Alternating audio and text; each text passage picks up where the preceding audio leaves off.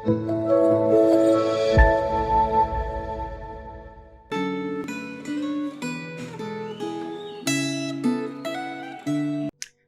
saudara dikasih Tuhan, kembali di dalam Refleksi Gema tanggal 6 Juni 2022. Melalui refleksi kita hari ini, kita akan bersama-sama diberikan kesempatan untuk merenungkan seperti apakah Allah yang kita sembah dan bagaimana kita merespons hadirat Tuhan di dalam hidup kita. Sebelum kita merenungkan firman Tuhan, mari kita bersama-sama berdoa. Tuhan, terima kasih untuk satu hari yang Tuhan percayakan kepada kami sehingga kami punya kesempatan untuk semakin mengenal Tuhan di dalam hidup kami.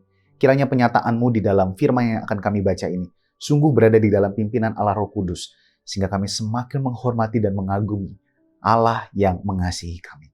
Terima kasih Tuhan, di dalam nama Yesus kami berdoa. Amin. Saudara, mungkin kita dengan berkembangnya dunia ini semakin mendapatkan gambaran tentang tokoh-tokoh atau karakter tertentu yang berasal dari hewan-hewan tertentu. Misalnya saja, laba-laba. Siapa yang muncul dalam pikiran kita? Mungkin sebagian kita berpikir tentang Spider-Man. Ya, tokoh yang begitu lincah, yang sanggup mengeluarkan jaring yang begitu lengket dan membuat orang terikat karena begitu kuat dari jaring tersebut. Tetapi bagaimana jikalau kita melihat akan makhluk yang memiliki 4 wajah dan 4 sayap? Rasanya mungkin kita tidak bisa membayangkan seperti apakah makhluk tersebut. Tetapi ternyata itulah penglihatan yang dilihat oleh Yehezkiel saat ia berada di dalam pembuangan bersama dengan orang-orang Yehuda. Oleh karena penjajahan dari bangsa Babel yang terkenal karena kebesaran dan kekuatannya.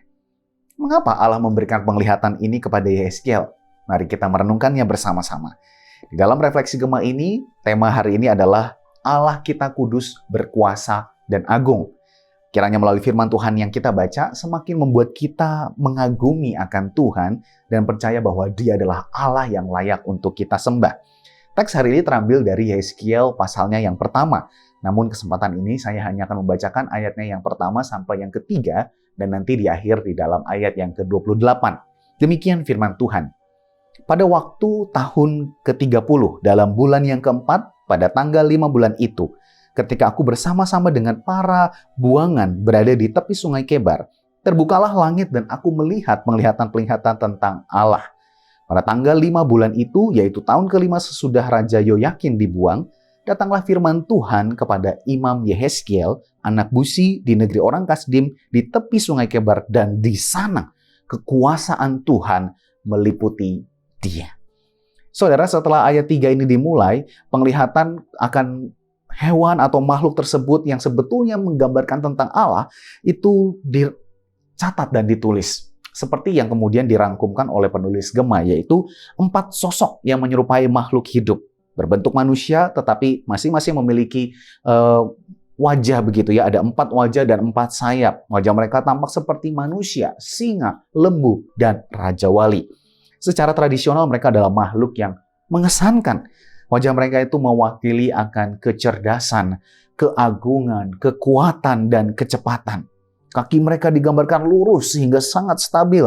Telapak kaki mereka tampak seperti kuku anak lembu. Dan kaki yang bersinar seperti tembaga yang baru digosok ini menunjukkan akan kegesitan begitu ya. Dan kemilau untuk menunjukkan kekuatan mereka. Dikatakan juga di sana oleh penulis Gema bahwa mereka ini kemungkinan adalah malaikat atau kerub. Dan mereka ini menampakkan diri bukan untuk menonjolkan diri mereka, tetapi untuk memperlihatkan keagungan Tuhan. Saudara, jika kita membaca seluruh pasal ini dan merenungkannya, maka gambaran yang tidak biasa ini sesungguhnya adalah kabar baik bagi bangsa Yehuda.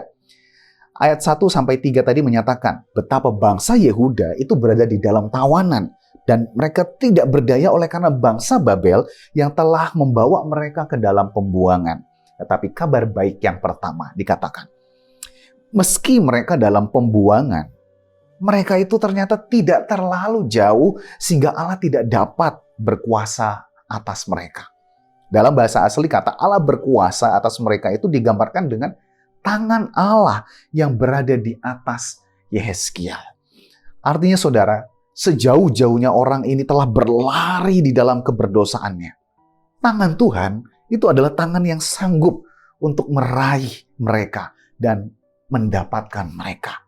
Nah, bahkan setelah itu di tempat pembuangan, di tempat di mana Babel yang dikatakan begitu berjaya, berkuasa, Allah memberikan penglihatan yang membuat Yehezkiel pada saat itu di tempat itu kemudian jadi berubah mindset-nya. Kenapa? Karena makhluk yang diwakilkan dengan 4 wajah 4 sayap ini menunjukkan kekuatan dan kekuasaan dari Allah yang jauh lebih besar daripada bangsa Babel itu. Kilau cahaya, permata, api, roda, sayap, bahkan suara yang seperti air terjun menunjukkan Allah yang kudus, berkuasa, dan agung itu. Nah, sekali lagi gambaran itu ditunjukkan kepada Yehezkiel dan bangsa Yehuda yang berada dalam pembuangan.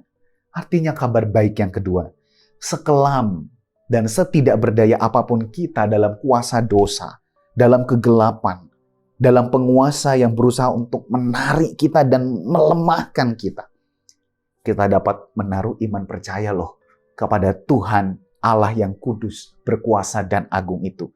Sebab Ia adalah Allah yang jauh lebih kuat dan punya kuasa di atas segala kuasa yang mencoba untuk mengikat kita dan melemahkan kita. Namun marilah kita tidak melupakan bahwa peristiwa pembuangan bangsa Yehuda ini pun ada dalam rencana Allah. Allah punya maksud untuk mendisiplinkan mereka. Maka pertobatan adalah syarat penting untuk mereka kembali menyadari siapa Allah yang mereka sembah. Itu artinya bagi kita, pertobatan pun adalah syarat yang penting untuk kita kembali menyadari siapa Allah yang kita sembah, yang berbelas kasihan untuk menyatakan bahwa Ia berkuasa atas kelemahan kita. Pertobatan adalah syarat penting untuk setiap orang dapat melihat penglihatan Allah seperti yang digambarkan Yehezkiel itu, bukan sebagai sesuatu yang menakutkan, tetapi sebagai sarana anugerah yang menyatakan bahwa Allah sanggup menyelamatkan.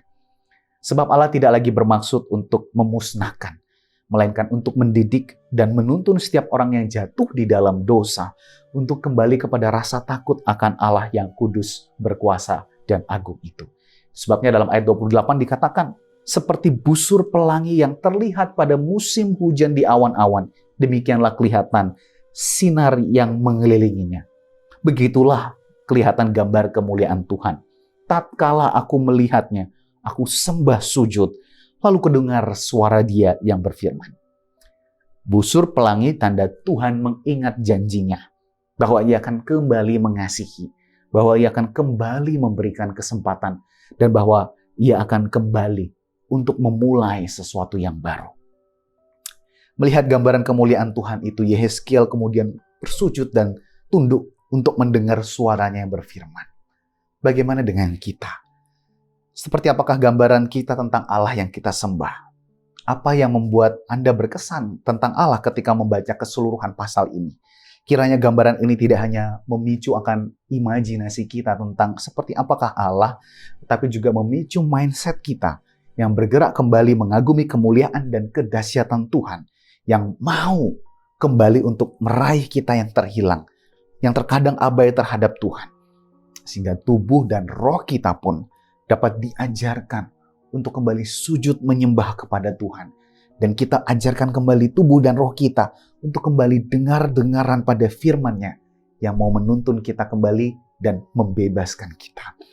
Setelah renungan ini selesai, ambillah waktu sejenak untuk kita tidak terburu-buru, kembali merasakan hadirat Tuhan, mengaguminya, dan merenungkan kehendak-Nya bagi setiap kita pada hari ini.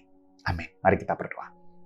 Tuhan, kami berterima kasih buat anugerah kesempatan di mana Engkau Allah boleh menyatakan diri-Mu kepada kami melalui firman Tuhan ini.